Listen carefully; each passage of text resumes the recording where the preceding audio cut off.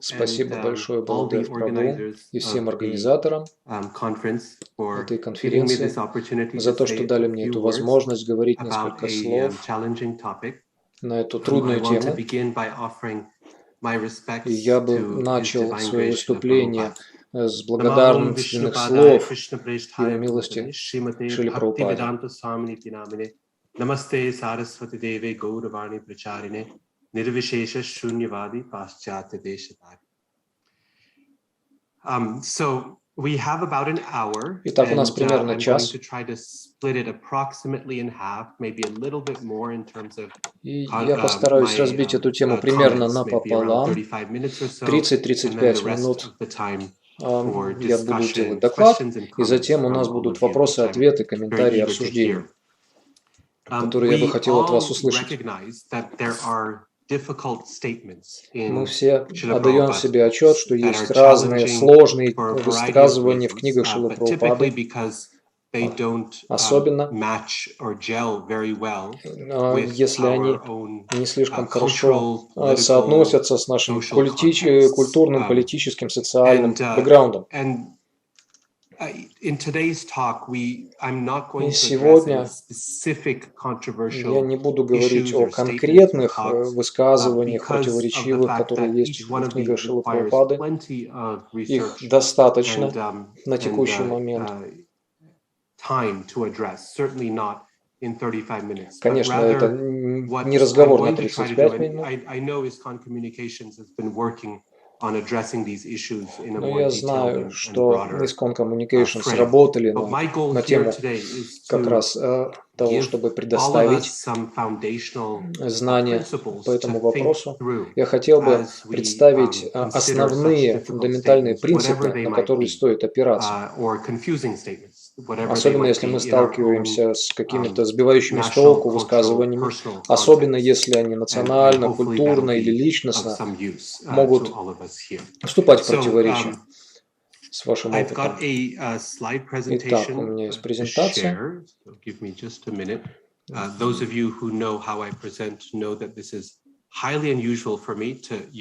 кто из вас знают, что презентация – это не моя сильная сторона, но, тем не менее, я стараюсь, чтобы это было полезно. Первая вещь, которую я хочу сказать, значение любого утверждения, оно связано не столько со словами, которые используются, но также оно связано с реализацией слушателя или читателя. Это выглядит очень очевидным, но мы часто это забываем. Наше понимание шастр бывает не слишком прямым иногда. Это не только зависит от того, кто говорит, но также от того, кто слушает. И как любой опытный учитель знает, надо собирать обратную связь, чтобы понять, что ваши слушатели восприняли. И затем мы можем понимать, насколько наши намерения реализуются. В Бхагаватам это обозначается следующими словами. Сута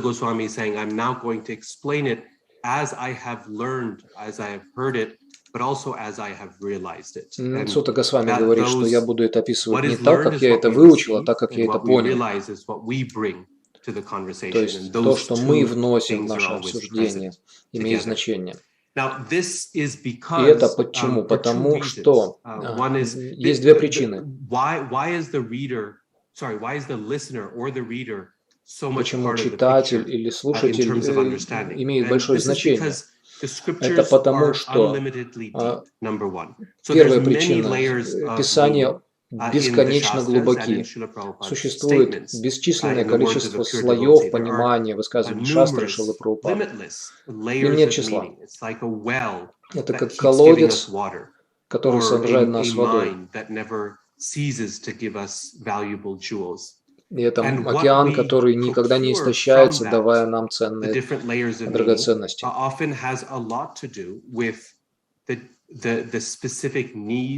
И также наша ситуация может отличаться, мы имеем различные потребности, возможности и точки зрения на преданное служение. Именно поэтому у ачарьев есть очень много слоев комментариев. Но также почему люди понимают это разным способом. И мой пример из Бхагавата, когда Кришна ушел из этого мира, из первой песни, и сердце Арджуны было разбито, и он успокаивает свою боль разлуки с Кришной, когда он вспоминает наставления, которые Кришна дал ему на поле битвы Курукшетра. Он вспоминает эти наставления вместе с пандавами,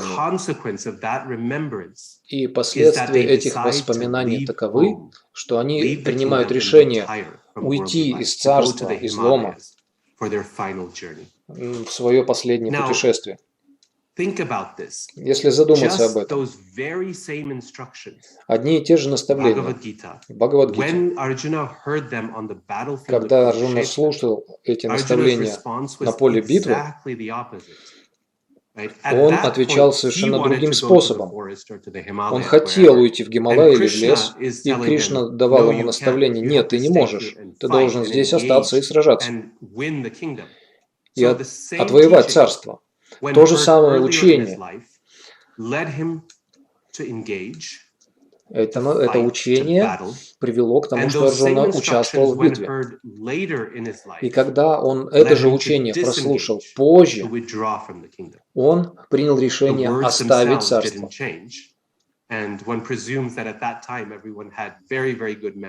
И мы знаем, что в то время у каждого была очень хорошая память. Применение такое, что оно не было отличным, это применение этого знания, оно было противоположным.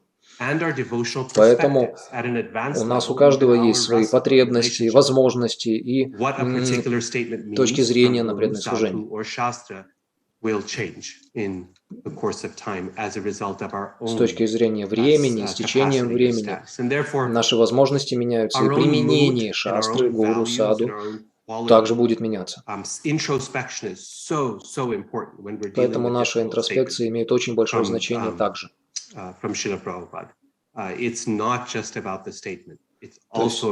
Это не только про утверждение Шрилы Прабхупады, это также и про нас,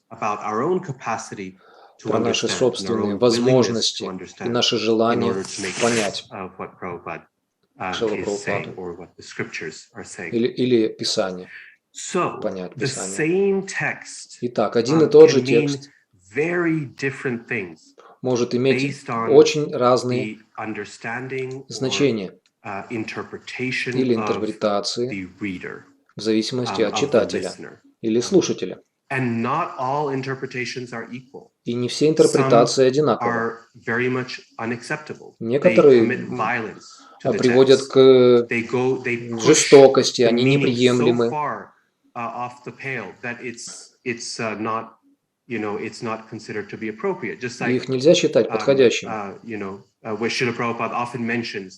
Шрила Прабхупада часто говорит, что интерпретация Бхагавад-гиты, что колесница – это тело, а Кришна – это разум, а Арджуна – это душа.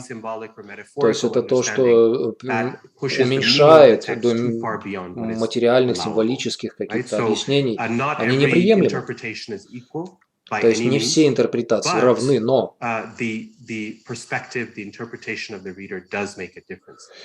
точка зрения читателя имеет влияние и значение.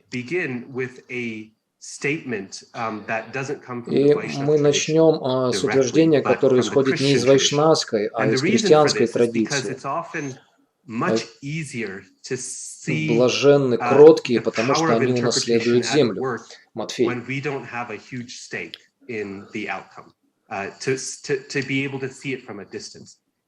Большое видится на расстоянии, и через время мы можем видеть какие-то вещи. Но для начала это пример. Очень важно, чтобы воспринимать вещи с точки зрения другой традиции. Тем не менее, вера работает, она имеет очень большую ценность. Это своеобразное зеркало, через которое мы можем посмотреть на себя. Итак,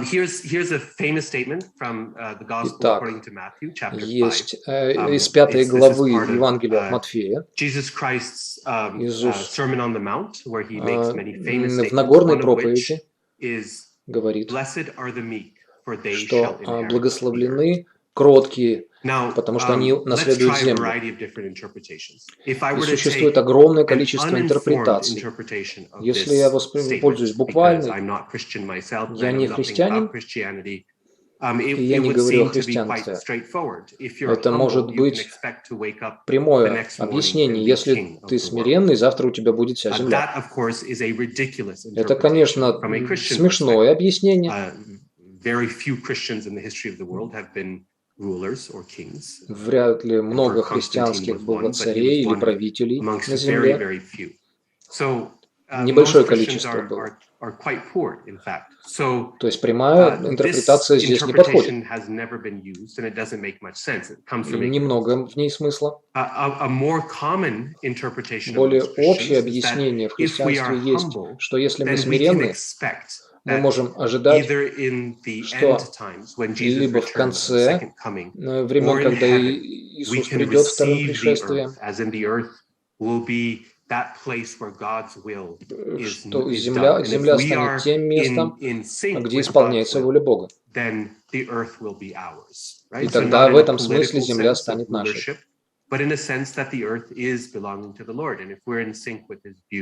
Но есть точка зрения, в которой земля принадлежит Господу, и это распространенная точка зрения. Но мы можем добавить еще одну глубину к этому пониманию. Если мы немножко исторического знания добавим к нашему пониманию.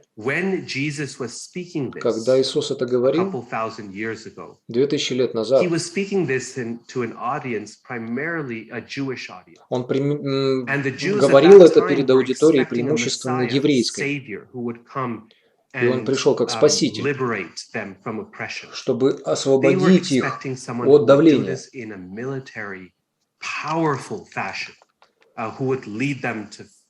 Real physical victory. The idea that Jesus is proposing that we turn the other cheek and we be humble and meek in the face И можно предположить, что ожидалось, что Иисус приведет их к прямому противостоянию силовому, военному. Но можно увидеть, что Иисус здесь предостерегает и говорит, что есть другой способ воздействия, своеобразный обходной путь через смирение. Если мы учитываем контекст, в котором Он это говорит, что это неблагоприятно было бы участвовать в боевых действиях. И мы знаем, что сейчас, когда существуют политические теории, например, такие как Карла Маркса теория, особенно в отношении религии, и он смотрел на эти утверждения. Если мы смотрим марксистскими глазами, он бы сказал, он сказал, что это утверждение – это проблема всех религий. Он просит всех бедняков оставаться слабыми и бедными, и сидеть тихо, обещая им в великом будущем землю. И объясняя им духовное прославление. Религия включает религиозных и политических лидеров, которые могут быть давляющими над бедными и смиренными. Так что он очень сильно критиковал религию.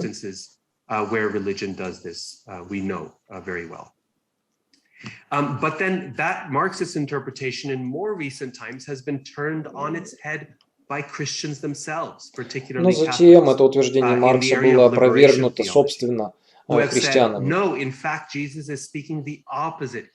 А они говорят, нет, Иисус здесь имеет в виду другое.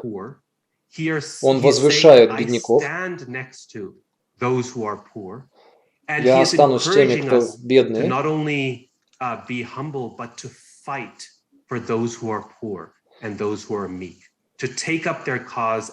Я буду не просто смиренным, я буду сражаться за тех, кто смиренный и кроткий. Это приводит к определенной теологии освобождения, которая имеет влияние по всему миру, когда все люди хотят вступаться за социальные изменения. Хотелось бы обратить ваше внимание, насколько велика сила интерпретации. Просто читая утверждение, интерпретация может быть очень сильно отличающейся. Когда мы берем любое утверждение, одни и те же слова,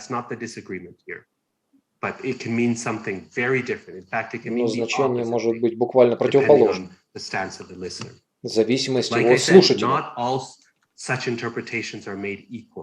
Поэтому не все такие интерпретации равны одна другой. И некоторые из них могут считаться приемлемыми, которые некоторые неприемлемы в традиции. Есть замечательная цитата из 6 главы книги Кришны. Совсем как маленький ребенок,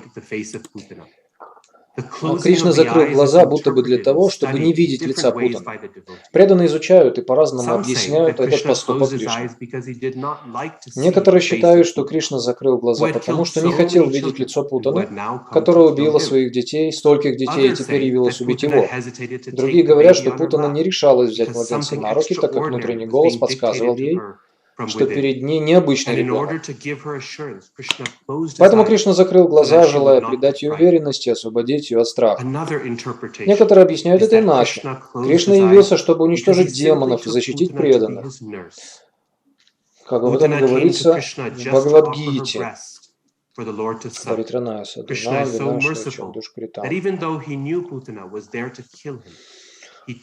Первым демоном, которого ему предстояло убить, была женщина.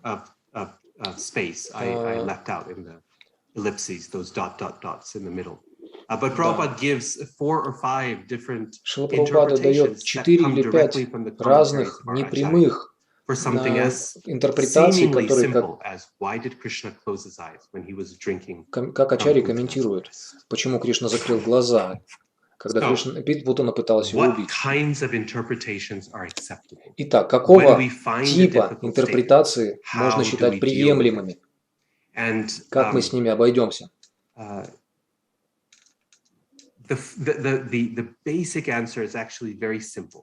Основные ответы на самом деле очень просты.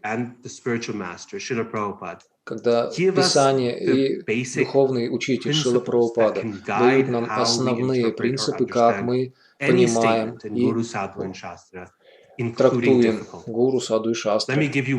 Один пример. Это пример небольшой, не тот, на котором я хотел бы долго останавливаться, но это когда мы думаем о герменевтических принципах, просто для примера, как мы можем.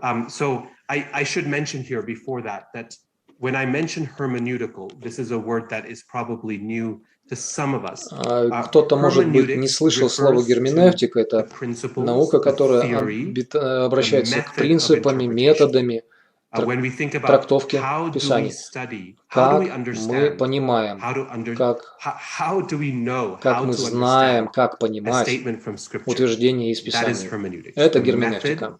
Это теория и практика интерпретации. And in Sanskrit, this is called mimamsa. И на санскрите это называется мимамса. Multiple meanings. Множественные значения у этого слова есть. В этом контексте мимамса значит вопрошание о толковании. То есть как мы понимаем значение Писания. И у герменевтики есть несколько принципов ключевых. Также у нас есть некоторые принципы, которыми мы руководствуемся в понимании. Нам нужно понимать эти принципы. Намного лучше осознать, чем мы руководствуемся в наших объяснениях и пониманиях, чем мы это делать будем неосознанно.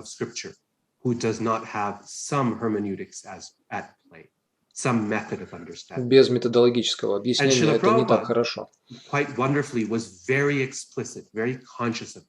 И Шрила Прабхупада очень хорошо отдавал себе отчет. На самом деле, в Бхагавад-гите он говорил, как она есть. Это основной герменевтический принцип толкования. И в чем он состоит? Вот он здесь. Это пример из читания Чаритамриты Адилила, 7 глава, 108 текст. Легко запомнить, 108. Also, it's found in. So this is the conversation between Chaitanya Mahaprabhu and Prakashananda Saraswati. Это беседа между Чайтаньей Махапрабху и Пракашанандой Сарасвати на тему Веданты. Это дома у Бхаттачарьи. Принцип таков. Абсолютная истина описана в Упанишадах и Брахма-сутре, однако стихи этих писаний следует понимать в прямом смысле. В этом высшее совершенство понимания. Только в прямом смысле. Кришна говорит это. Кришна говорит об этом на поле битвы Курукшетра. Мы принимаем это как есть. И мы не уходим в непрямые толкования. Прямое толкование, вот что нам нужно. И Чайтанья Махапрабху оспаривает высказывание Шанкарачарьи, который использовал непрямые толкования, которые приводят к жестокости.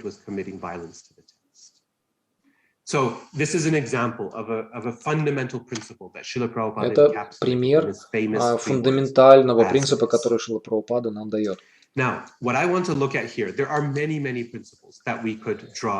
Мы могли бы описать очень много принципов из книг, из писаний, из трудов наших ачарьи. Но три принципа особенно полезны, которые мы можем применять в особенно трудных высказываниях из работ Шрилы Прабхупады. Я хотел бы написать их вкратце. И они имеют непосредственное отношение к нашему конкретному обсуждению сегодня. Итак, первый. Каждый из этих трех принципов такой, кажется, с первого взгляда, они кажутся очень прямыми. Но когда мы снова и снова медитируем и на них пытаемся углубиться, мы поймем, что их не так-то просто применить. Итак, первый принцип. Он исходит из принципа саманвая из Веданта-сутры. Саманвая. Пятая сутра. Это значит, что in relation to the entirety of that person, that author's, namely Srila Prabhupada. Какое бы утверждение мы ни брали, мы должны соотносить его с писаниями автора в целом. И как действовал этот автор в соответствии с этой темой. И, похоже, мы тоже так иногда делаем, когда берем цитату и полностью игнорируем различные понимания этой цитаты.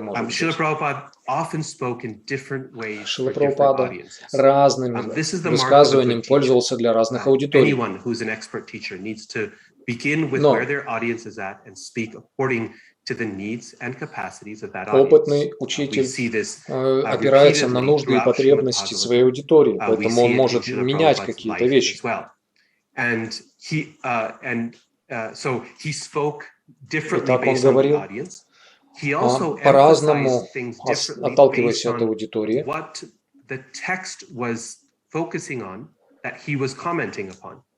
Но на чем сосредотачивался текст, который Шрила Прабхупада комментировал? Например, Шримад Бхагаватам иногда говорит очень сильно против привязанности к семейной жизни. А иногда он говорит, что семья очень полезна. В зависимости от настроения этого конкретного стиха или раздела, Шрила Прабхупада комментирует, подчеркивает либо отречение от семейной жизни, либо он подчеркивает важность семейной жизни, в зависимости, опять же, конкретного текста. И эти потребности может опираться объяснение на потребности аудитории, либо потребности текста, который комментируется. И все ачарьи действуют таким же образом. Когда мы вытаскиваем утверждение из контекста, независимо от него, мы можем получить противоречивые точки зрения.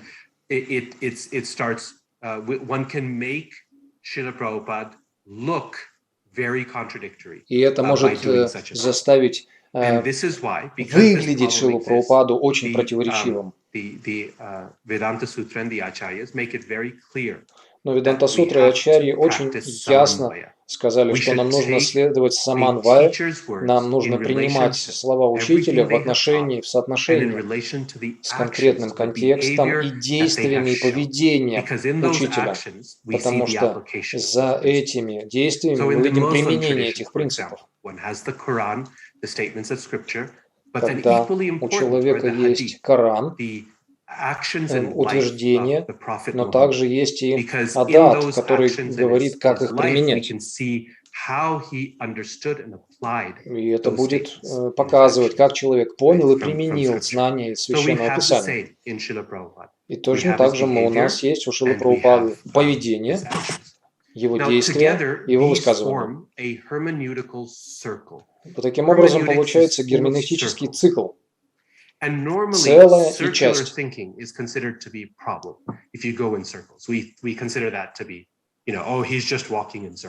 Иногда это становится проблемой, он просто кругами ходит. Но в герменевтике круги,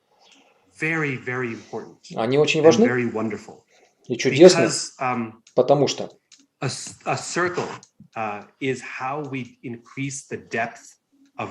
круг – это то, как мы углубляем наше понимание. В нашей вайшнавской традиции у нас есть круги, они называются парикрамы. Иногда они длинные, иногда они могут длиться месяц, как Раджа Мандала. Мы изучаем одно место, потом идем в другое место и возвращаемся в то же самое место. С точки зрения внешней, это бессмысленное упражнение. Мы никуда не пришли, мы вернулись в ту же самую точку. Но смысл этого круга состоит в том, что во время выполнения этого круга наше отношение с Кришной, наше понимание углубляется.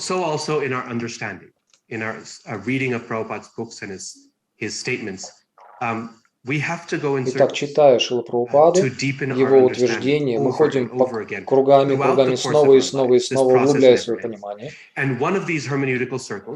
один из этих герменевтических кругов как раз это отношение между целым и частью.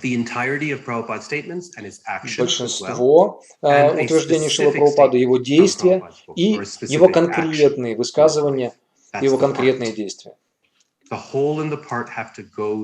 Целая и часть должны идти бок о бок, рука об руку. Учитель и высказывание. Шрила Прабхупада говорит, что мы должны анализировать его с каждого угла, с каждой точки зрения, многократно. Это утверждение. Но затем нам надо вернуть его в контекст целого. И затем мы должны увидеть это в настроении его Когда мы видим его настроение и миссию, мы понимаем это утверждение глубже. Когда мы понимаем это глубже, мы можем лучше понять его настроение и миссию. Каждая питает друг друга. Это очень важно для наших целей, весьма полезно. Следующий принцип. Yeah, if there's one principle to take away from today's talk, it's this one, which is that we always need to understand this statement in relation to the historical context. Каждое утверждение мы должны воспринимать в историческом контексте.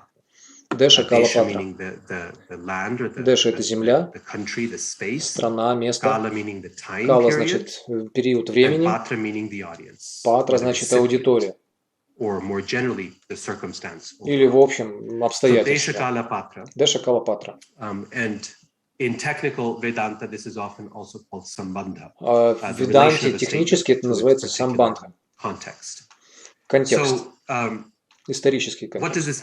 Что это значит? Понимать утверждение Шрила Прабхупада в соотношении с историей, с историческим контекстом. Ачарья, чистый преданный,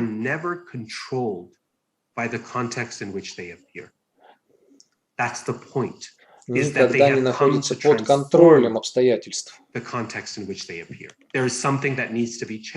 Есть нечто, что должно быть изменено. Есть проблема. То есть контекст не является подходящим. Он противоречив. И ачарья должен его изменить. И для того, чтобы изменить контекст, он должен отвечать и действовать в своем собственном контексте. Есть прямой пример.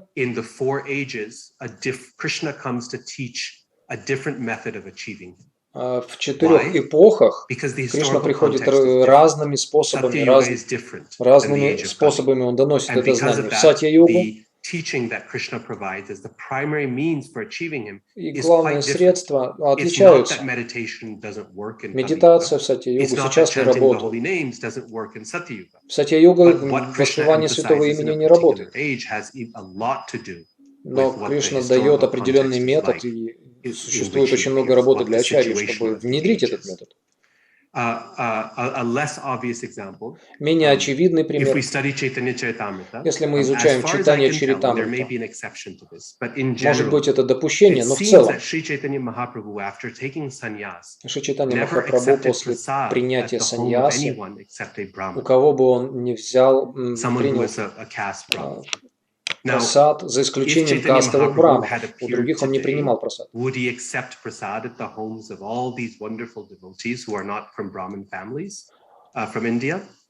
Looking at his interaction with Haridas Thakur, how he brings him prasad when Haridas is not allowed to come into the Jagannath temple. Но посмотрите, как Господь Чайтанья танцует с Харидасом Такуром, принимает прасад у него, хотя он не считается кастовым браманом в Южной Индии. То, что он не приходит частью, не является частью замечательных браманических преданных, которые являются частью нашего движения сегодня.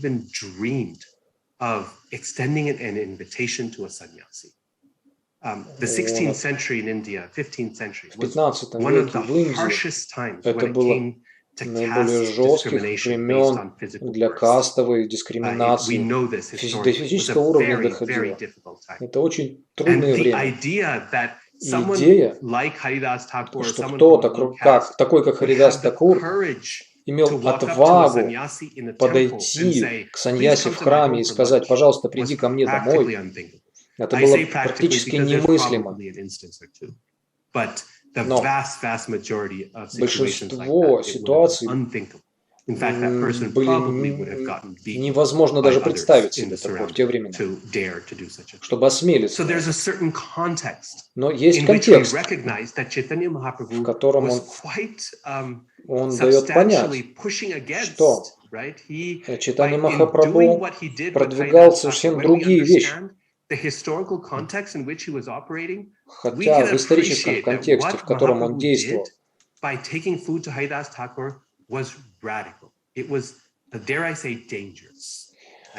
мы видим действия читания Махапрабху, что они были радикальны, когда он принимал прасад у Харидаса Такура. Я бы даже сказал, опасны.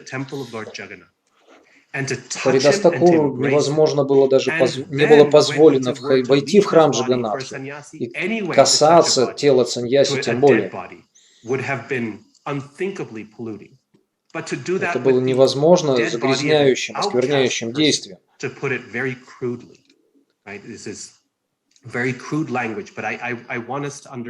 Это было бы очень выражено очень грубым языком, но я хотел бы сказать, насколько радикальным и потрясающим, шокирующим было это. Почему Кришнадас Кавираж тратит время на то, чтобы обсудить этот эпизод. Как Чайтанья Махапрабху общался с Харидасом Такуром. Но нам это надо понять, что он был готов пойти на риск, чтобы выразить свою любовь к Харидасу. Чтобы быть под риском скандала, социального дискомфорта.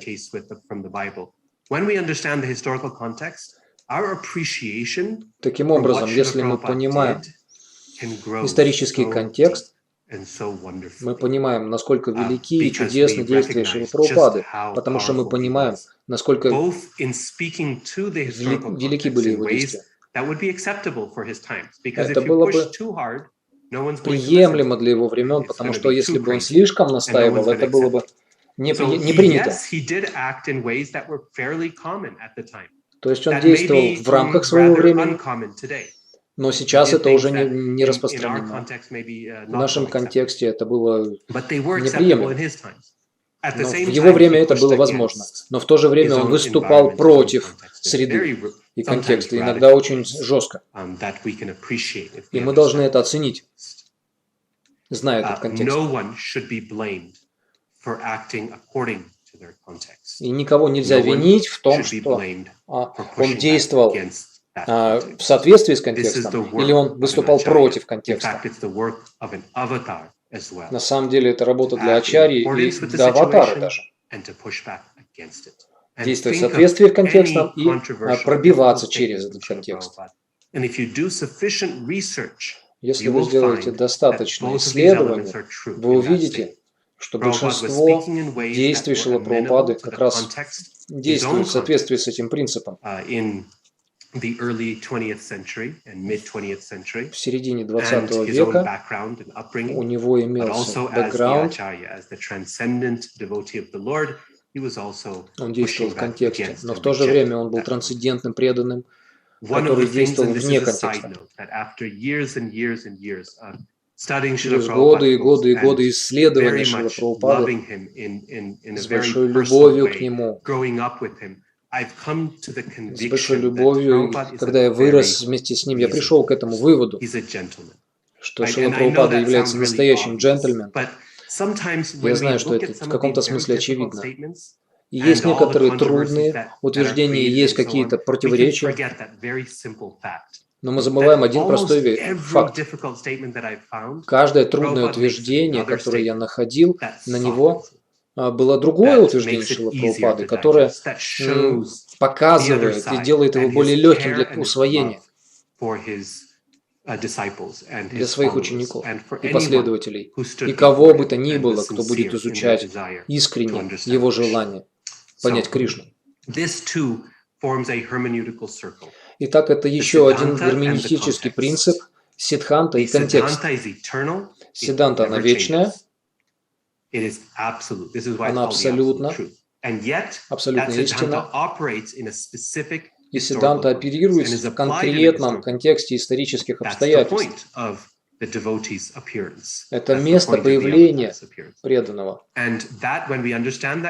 И когда мы понимаем этот контекст, мы начинаем ценить, как сиддханта проявляется. Когда мы понимаем сиддханту лучше, мы можем понять, насколько потрясающим было в этом конкретном историческом контексте проявлять эту сиддханту. Итак, в этом герменевтическом круге, когда мы по нему ходим, мы можем углублять свое понимание.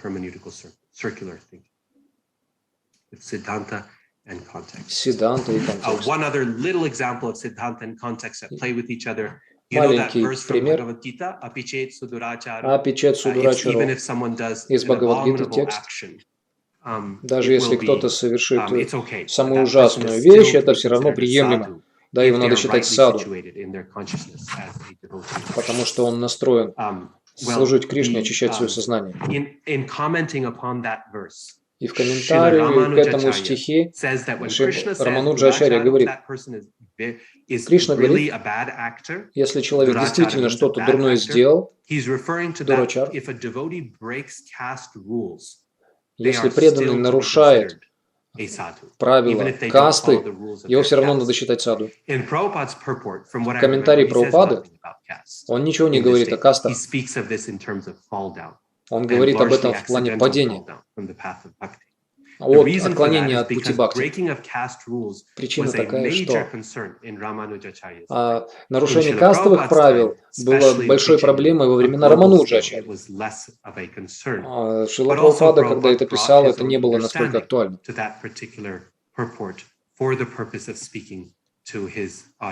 То есть этот комментарий писался в конкретной аудитории, для конкретных людей. Разные ачарьи думают о разных вещах,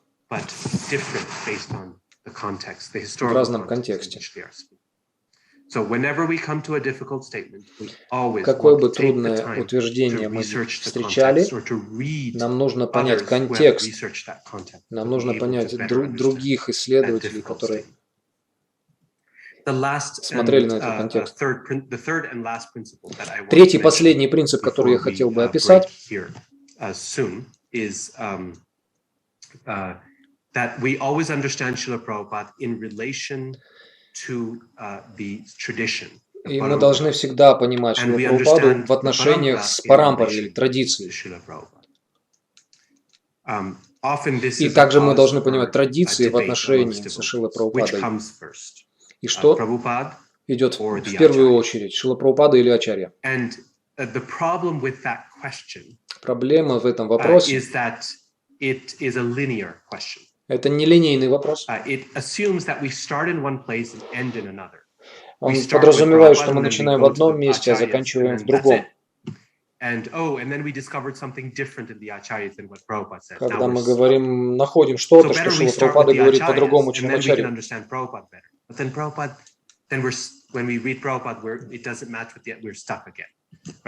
Мы можем где-то застрять, например. Или наоборот, мы у ачарьев находим что-то, что они говорят по-другому, чем Шрила Прабхупада.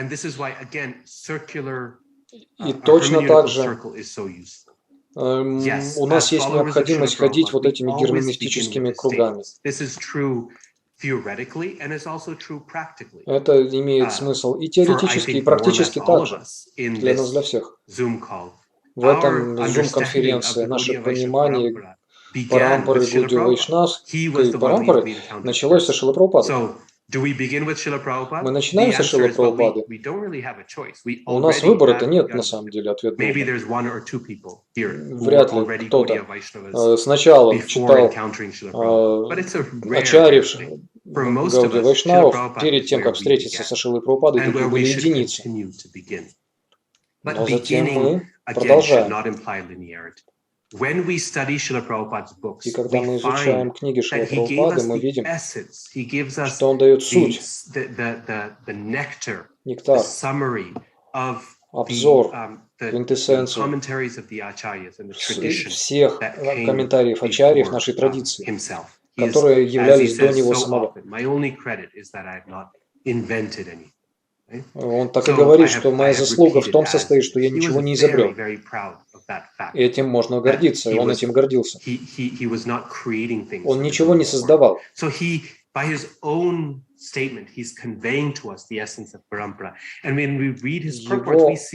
собственными комментариями он нас представил к парампаре.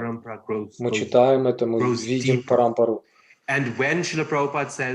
Она становится более глубокой для нас.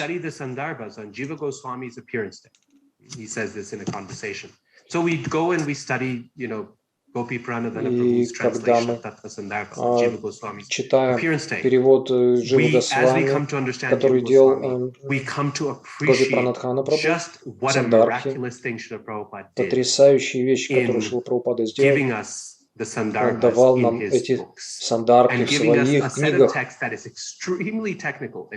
Очень трудные тексты, которые очень техничны, он давал нас. Они не предназначены для нас, честно, для этой аудитории современного мира. Он предназначен для учителей, исследователей. Потрясающую вещь Шрила Прабхупада сделал, делая свои комментарии. Он давал нам самую суть этих аспектов. Итак, когда мы изучаем Шрилу Прабхупаду, мы ценим парампару глубже, и когда мы понимаем, ценим учителей парампары, но мы должны в большей степени начать ценить Шрилу Прабхупаду.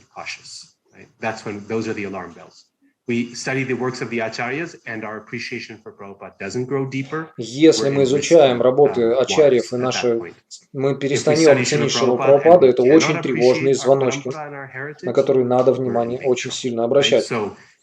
Если мы изучаем книги Шрилы Прабхупады и в меньшей степени понимаем парампару, должны понимать лучше.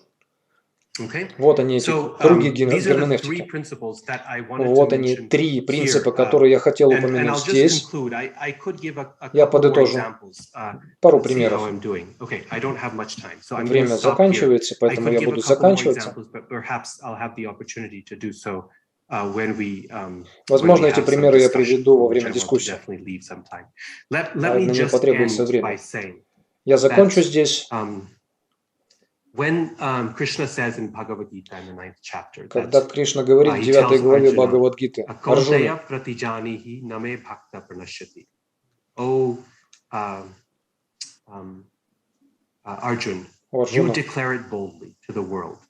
ты прямо заявляй всему миру, что мои преданные никогда не погибнут.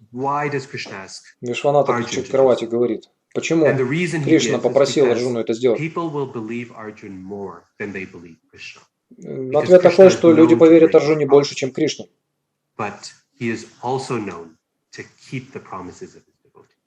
Но также Кришна известен тем, что он выполняет обещания преданных.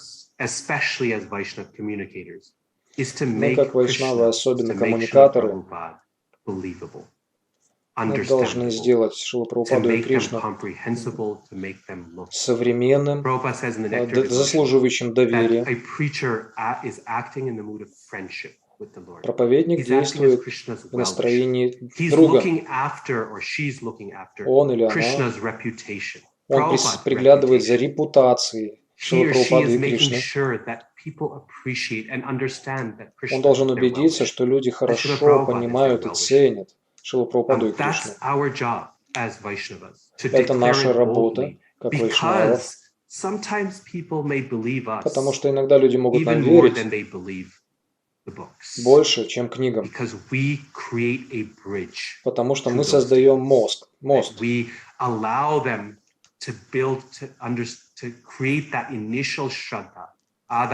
Чтобы создать у них эту инициальную шрадху, адау шрадха, которая получается от общения с преданными,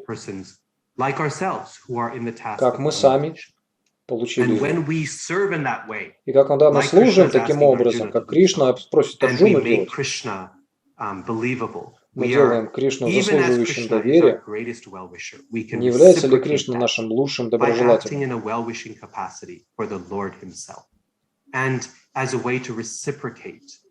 И как способ выразить благодарность Шриле Прабхупаде за то, что он нам дал.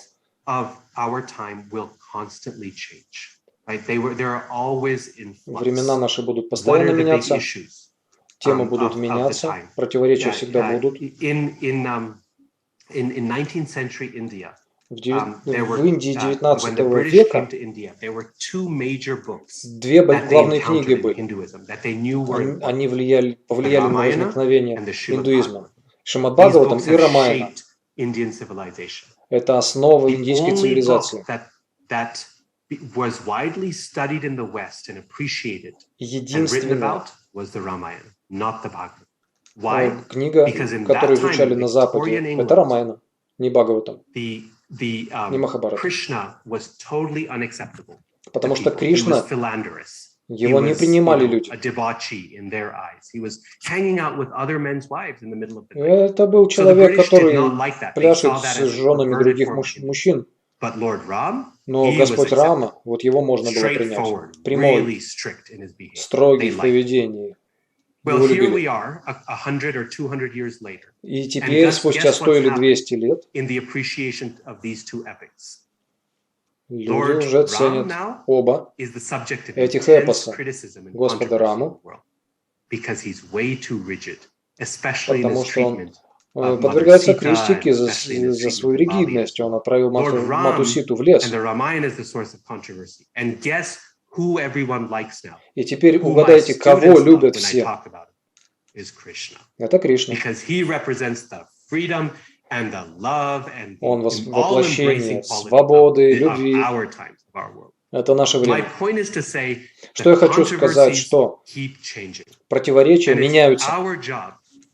Наша работа, у каждого поколения есть своя работа, изучить принципы нашей традиции и использовать вечные истины. Господь никогда не меняется, Сиддханта никогда не меняется. Господь Рама остается Господом. Сделать так, чтобы Кришна, Господь, был ценным для людей, несмотря на трудности и противоречия.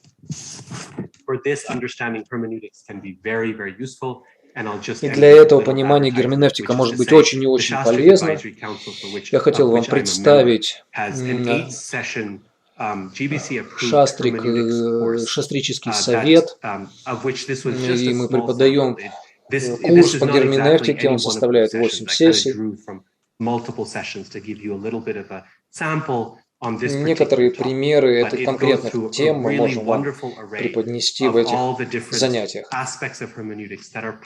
В разных аспектах герменевтики, которые очень практичны. Если вы почитаете разработки шастрического совета, они очень подробны и детальны. Но на сессиях это очень легко понять, применить. Пожалуйста, вы можете с Матаджи Урмилой связаться на эту тему. Я вышел за пределы времени, которое я ожидал использовать. Сколько у нас осталось времени? Я буду благодарен вам за ваши мысли на эту тему. Спасибо вам большое. Thank you so much for the wonderful talk, Радхика Раман. Спасибо большое, Радхика Раман Прабху, за замечательный доклад. Я уверена, что у преданных, которые здесь присутствуют, возникли глубокие интуиции на тему примирения противоречивых высказываний Шрилы Прабхупады. До обсуждения мы хотели бы приветствовать старших преданных. Мы видим Малати Матаджи, Враджабихари Прабху, Вишакха Мата, Гауравани Госвами, Джанава Прабху, Махатма Прабху, Нарисимха Прабху. Спасибо вам за ваше участие. Наш вопрос. Прояснить. Чтобы прояснить, вы предлагаете, чтобы ачарьи и шастры, они не находятся под контролем исторического контекста, а под влиянием Сиддханты. Да. Они взаимодействуют с этим контекстом, они отвечают ему. Именно поэтому они появляются. Именно это Кришна говорит в Бхагавад-гите. Яда, это отражает контекст, проблематическую ситуацию. Без ответа на ситуацию не было бы нужды, чтобы Кришна или его аватар появлялся. Контекст важен. Одну вещь, которую я забыл упомянуть, нам нужно обратить внимание, что наш контекст Мы должны понимать, откуда мы сами происходим.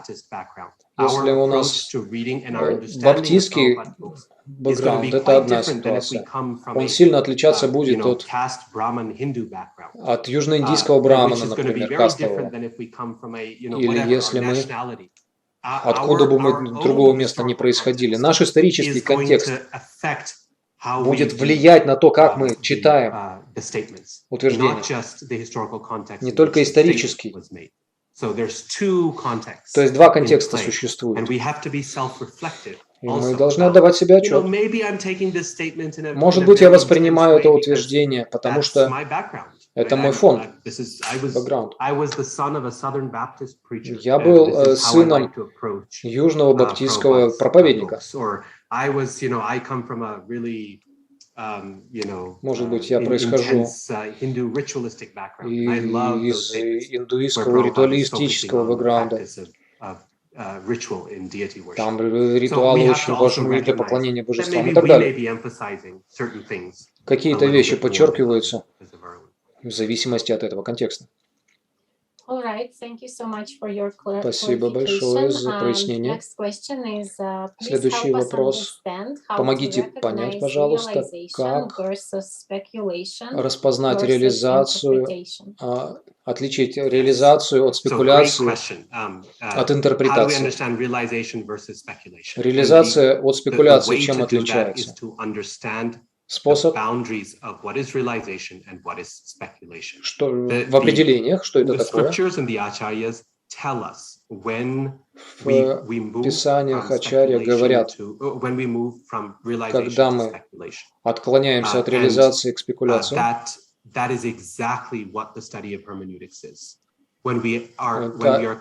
именно является объектом изучения герменевтики. Когда мы находимся в рамках, а когда мы преодолели эти рамки уже. Один из принципов, о которых мы говорили, это адхикар, квалификация человека. То есть, какие реализации мы квалифицированы иметь. Может быть, у меня есть реализация того, что Кришна – это мой доброжелатель. Я это осознаю. Но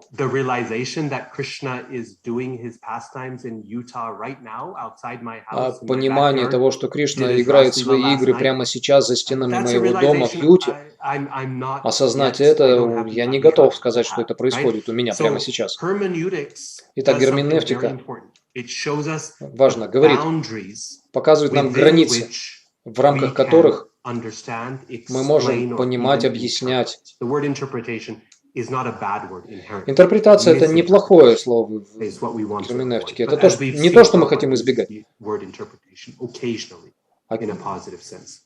хорошем смысле можно ее применять в этих рамках. Герменевтика дает нам границы. В этих границах мы можем углубляться и применять. За границей проблемы приходят. Герменевтика позволяет нам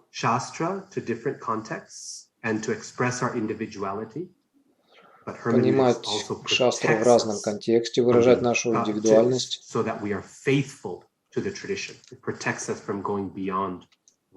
И выражать свою верность традиции, чтобы не выходить за эти рамки. И каковы эти рамки, каковы эти принципы? Я дописал 4. Сегодня, но их есть другие, несколько еще, которые описывают границы. Спасибо большое, что понимаете, нам помогаете. Эти вопросы из чата. Может быть, все вопросы мы не озвучим, их много. Но эти вопросы имеют большую ценность, они отражают интерес наших слушателей. Третий вопрос. What do we do when someone chooses to push the more narrow or less gentlemanly perspective? Какова польза, когда мы двигаемся в сторону более узкого и менее джентльменского высказывания? Трудно все вместить в этот один разговор. Доклад. I should say 8 different devotees, so you don't get just one person's perspective. То есть вы не думаете, что это один человек придумал, 8 разных преданных работали над этой герменевтической сессией. И одна из сессий посвящена тому, когда мы находимся в ситуации самвады или вивада, когда у нас есть беседы, заходят в такую сторону, когда обе стороны хотят углубить свое понимание. Беседы, в которых мы хотим принимать участие, они связаны с искренними людьми, которые хотят углубить свое понимание. И мы также являемся искренними и хотим углубить свое понимание. Если одна или обе партии, стороны, другие, если они хотят настоять на своей точке зрения, это не беседа уже, это не то, что происходит за несколько обменов имейлами или в Фейсбуке, несколькими сообщениями. Это такого рода обсуждение никуда не приведет. Но полезные обсуждения приносят благо даже тем, кто их слушает.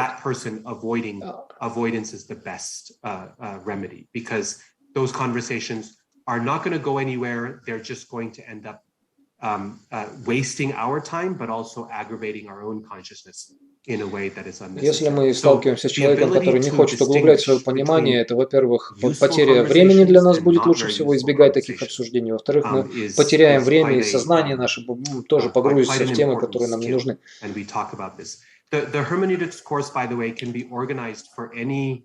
Курс герменевтики может быть организован для любой ятры. Курсу, который предназначен для вашей страны или группы, или ятры, конкретной севе, которую вы можете использовать. Вот так бы я ответил на ваш вопрос, учитывая ограничения во времени, которые у нас есть. Следующий вопрос.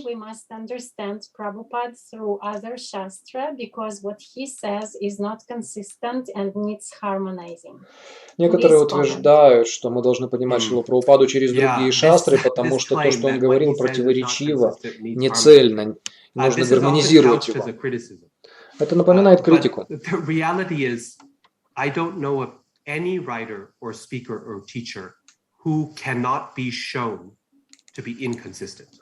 Но практика такова, что любого учителя, я не знаю ни одного, кого нельзя было бы показать непоследовательным и противоречивым. Это очень легко сделать, если человек не знал, что именно делает этот учитель.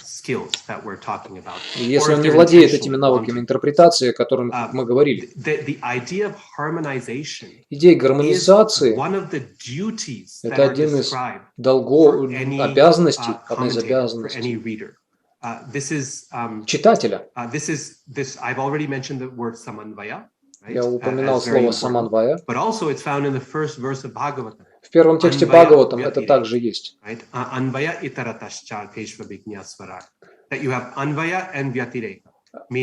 вьятире. Вы встретите утверждения, которые противоречат. И гармонизировать их навык читателя, а не говорящего. Это ответственность слушателя.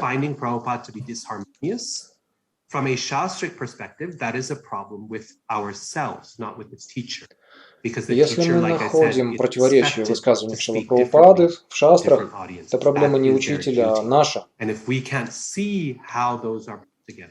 Если мы не видим, как соединить эти противоречия, нам нужно углубить свое понимание. Единственное, что я бы ответил, что сказал бы, да, это наша работа. Гармонизировать высказывания Шрилы Прабхупады для нашего понимания. Найти их. We have two more questions from the chat, Еще два вопроса есть из чата. Quite similar, so I'd Похоже. like to read them both as a single question. Зачитаю как один вопрос.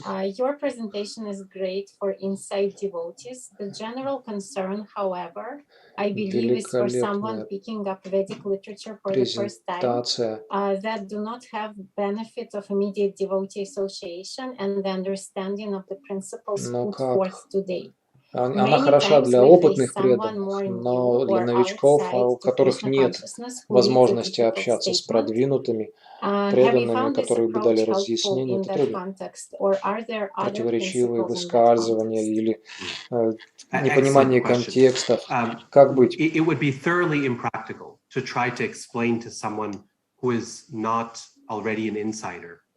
Внешнему человеку было бы очень непрактично пытаться объяснить что бы то ни было. Это для нас. Это презентация для нас. Кто бы то ни было, если он хочет, добро пожаловать. Но это не очень практично было бы. Применимо.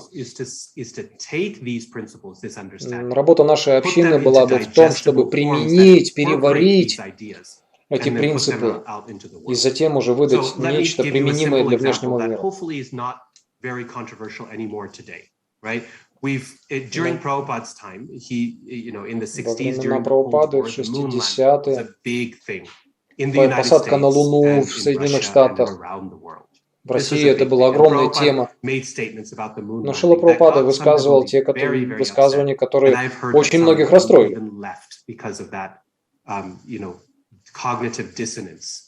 Это вызвало когнитивный диссонанс у многих. Say we take Prabhupada's statement. Suppose someone starts a major controversy about the moon landing, which is, like I said, unlikely today, but maybe it still happens. И на примере этой посадки на Луну можно как раз смотреть. Мы смотрим на утверждение Шрилы Прабхупады по поводу посадки на Луну.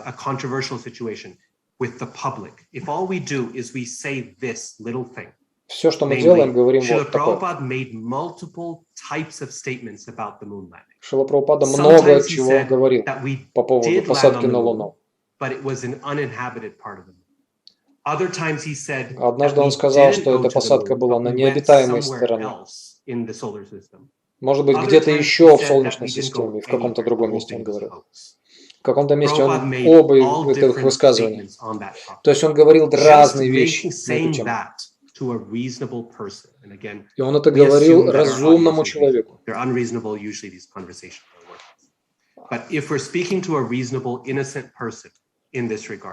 Если мы говорим об этом с разумным, наивным человеком, мы можем говорить, что Шрила Прабхупада не был подвержен конспиративным теориям по поводу посадки на Луне.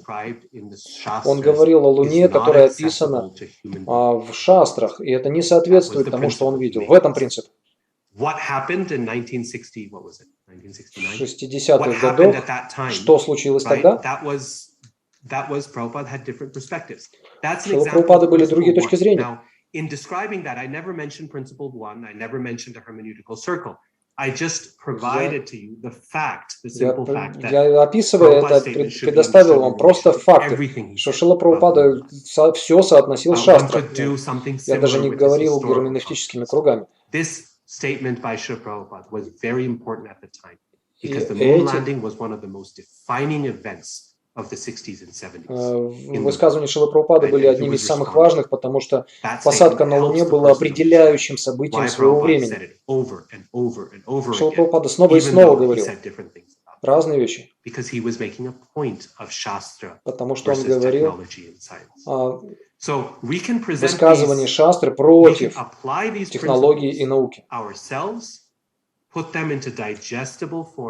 То есть наша задача применить себя, чтобы предоставить употребимую форму шастры.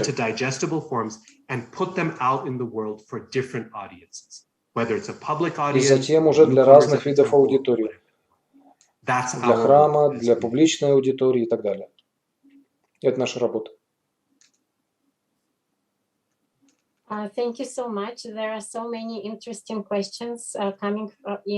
Появляются еще очень много интересных вопросов, и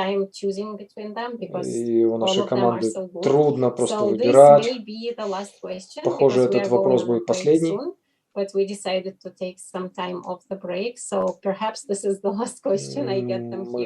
решили взять какое-то время уже от перерыва, и, похоже, это последний вопрос будет. Can we factor in Srila Prabhupada's particular nature and personality? For instance, Srila Prabhupada seems to often have a contrarian, provocateur, even playfully combative nature. Other acharyas display other personality traits. Where does this sort of acknowledgement of Acharya's personalities and personal inclinations fit into the hermeneutical principles? Как бойцовскую в каком-то месте, учитывая, что другие ачарьи имели другие качества. Очень глубокий вопрос. В простом виде ответ будет «да». Настроение влияет. Теологически это называется раса. Определенное настроение практики сознания Кришны. Все ачарьи приходят со своим. Мурари Гупта был своего рода преданным. Рамананда Рай со своем настроении Гопи и так далее. Мы должны этот факт учитывать. В то же время мы должны быть очень и очень осмотрительны, когда мы пытаемся анализировать настроение и поведение личности чистого преданного. Прабхупада ясно это говорит, что мы не можем понимать. Очень внимательно нужно в этом отношении быть. Осмотрительно. Не то, что это некорректный вопрос. Кришна дает персонализм, это его учение. Сам Кришна тоже личность. Настроение Кришны отличается от настроения Господа Рамачандры. Иногда интересно 10-ю песню Бхагаватам слушать, а иногда Рамайну. Даже Кришна имеет разные настроения. Конечно же, его настроение будет отличаться и у преданных также.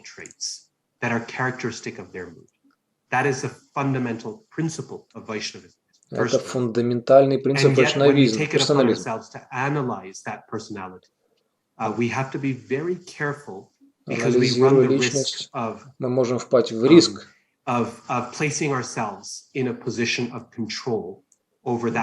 поместить себя в положение контролирующего по отношению к личности, которой мы должны следовать.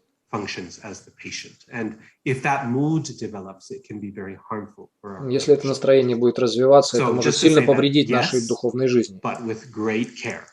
Поэтому ответ будет «да», но с очень-очень-очень великой осмотрительностью.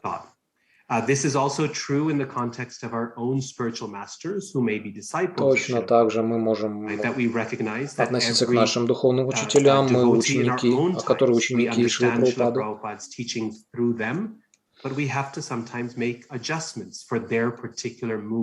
Мы должны делать поправки на настроение и способ, каким образом они следуют Шриле Прабхупаде и его настроению. Даже преданные сегодня, каждый старший преданный сегодня ценит одну и более сторон личности Шрилы Прабхупады в большей степени.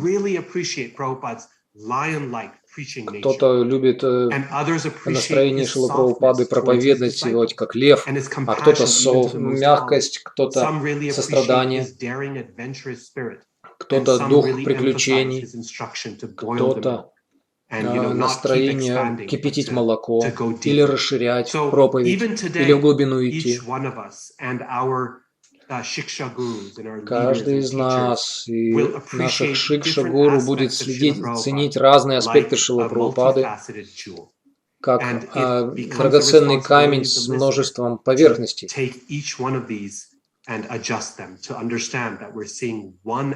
И нужно давать себе отчет, что мы видим одну сторону этого драгоценного камня.